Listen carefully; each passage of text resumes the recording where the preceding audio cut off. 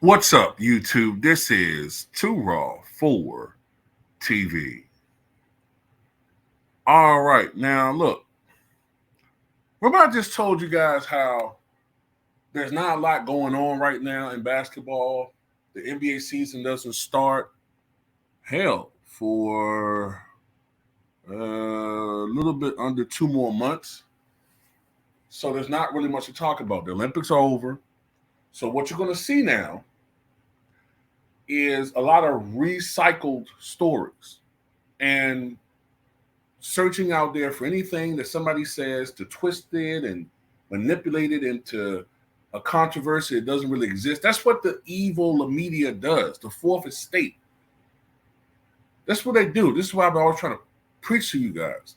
So look, I did a little bit of research about this thing with Steven Jackson and Ray Allen, right? This DraftKings interview where he says he's better than Ray Allen, right? He actually said this back in June. June. But it didn't really get the traction that it probably would have now because there were other things going on. This was like late June, so man, what was going on then? The Bronny stuff, okay? The beginnings of that. So, and we were just finished from the Boston Celtics winning championship, so other things were going on. So this was on the radar. So now they're just perusing through all the other stuff, and they're re-bringing back this stuff. And also, this ain't the first time he said this.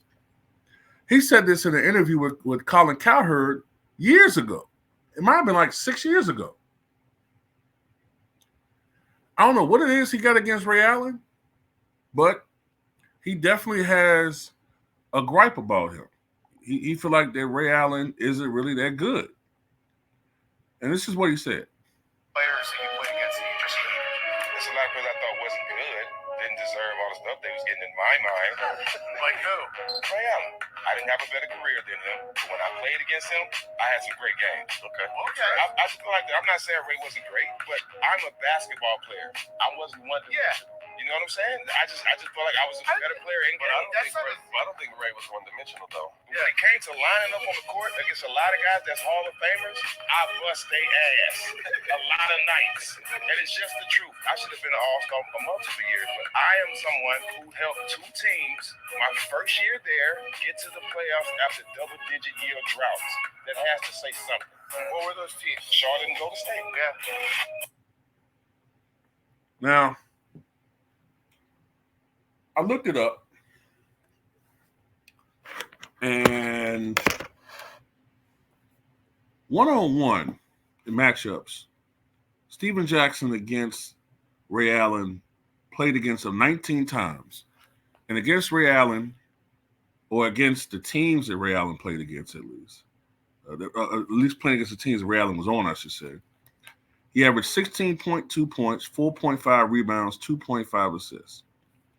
Well, Ray Allen against him averaged 18.8 points, 5.1 rebounds, 2.5 assists. So statistically, Ray Allen had overall the better of him. Although, when Ray Allen was with the Sonics, I did see that Steven Jackson had a 39-point game against Ray Allen and a 28-point game against Ray Allen. Later on, when he was with the Sonics, when he was with the Celtics, I see Steven Jackson had a 30-point game and a 28-point game against Ray Allen, but I can't remember what team he was with by then. He might have been with the Bobcats. This is like 2008, 2009, 2000. He might have been with the Bobcats or maybe still with the Warriors. I'm not sure. But anyway,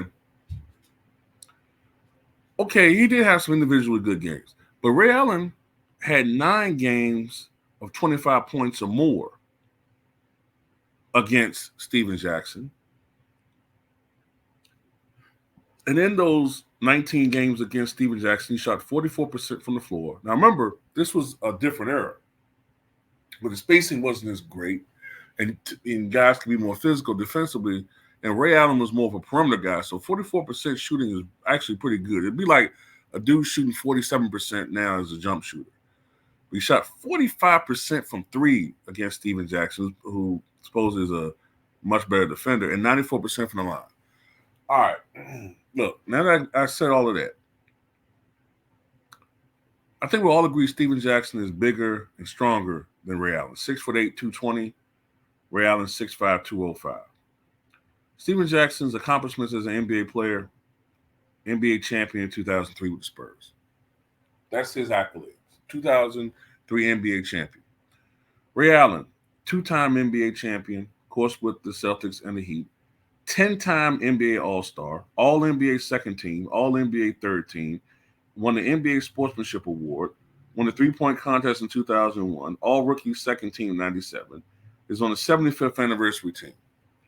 Absolute goddamn Ronald Reagan, Walter Mondale, Nixon McGovern blowout. It's not even a goddamn debate or argument about that. For the guy who says that he did everything where Ray Allen was one-dimensional, Ray Allen averaged more points, Ray Allen averaged more rebounds, Ray Allen averaged more assists. So for a guy you said that just shot the ball, that the stats don't bear that out. Ray Allen was a better shooter than you, even in a more defensively inclined era, more half court, less free flowing offensive era. You still only shot, despite being 6'8", 220 pounds, you only shot 40% from the floor.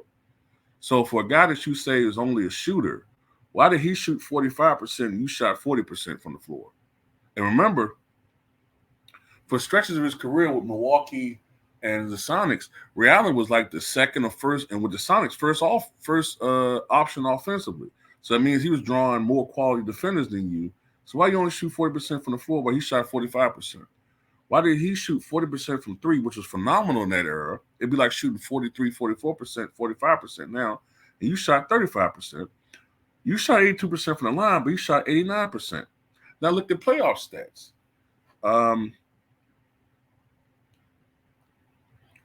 13.9 points, 3.7 assists, 3.7 rebounds, 2.7 assists for Jackson. Some of that was when he was a role player. Ray Allen, most of his playoff career came when he was a role player, so that skewed his numbers a bit. But 16.1 points, 3.8 rebounds, 2.6 assists. He shot 40% in the playoffs from downtown, 88% from the line, 44% from the floor. So he best you again in not just scoring proficiency, but in efficiency proficiency and efficiency, and overall just by the numbers. So trying to figure out, I'll give you this. I do think that Steven Jackson was a better defender than Ray Allen. But other than that, I'm not saying it, bro. Even in Steven Jackson's best years, which was with the Hawks, the Warriors. He was on that We Believe team in 2007 before the Steph Curry era, and I think they were the Bobcats then. In that era, in those three teams, he averaged about 19 points, about 4 rebounds, and about 4 assists. Good numbers. 41% shooting from the floor, 34% from the line, 80% from, 41% from the floor, 34% from the three-point line, 80% from the line. Those are good numbers. He was a good player. Ray Allen with the Sonics for, I think, 5 seasons. 25 points, 5 rebounds, 4 assists, 1 steal, 44% shooting from the floor, 39% from beyond the arc, 90% from the free throw line.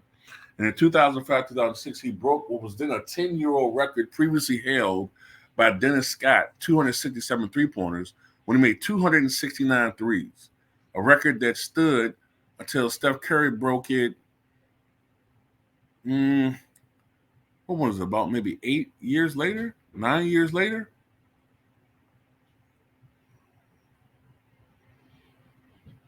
And about Ray Allen just being a shooter. Ray Allen came into the NBA jumping out the gym.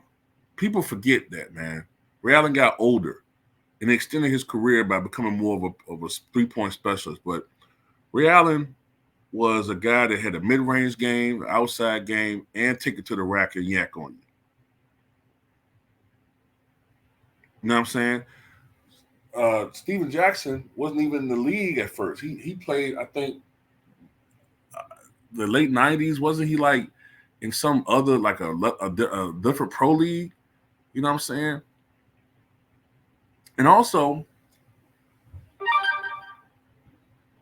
even though you won a championship with the Spurs, essentially, Greg Popovich found you expendable because he thought that another player was better than you, another guy that was just getting on that squad by the name of Manu Ginobili. So, you know, I don't know what's up with Steven Jackson, man. You know what I'm saying? It kind of remind me of, like, you know, the dude that, you know, he kind of remind me of that dude that's on that Biggie track, the Mad Rapper.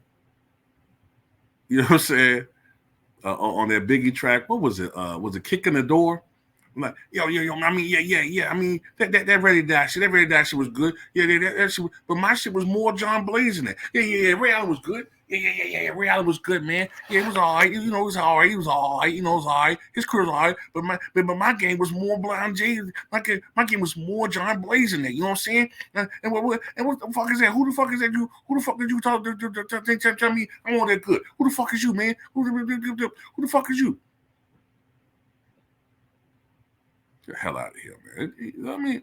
And this the same dude, too. Remember, this the same dude, Steven Jackson, who once said that he was the greatest civil rights organizer of all time. Remember he said that? He said that he organized bigger crowds than Dr. King during the George Floyd protest. Remember that?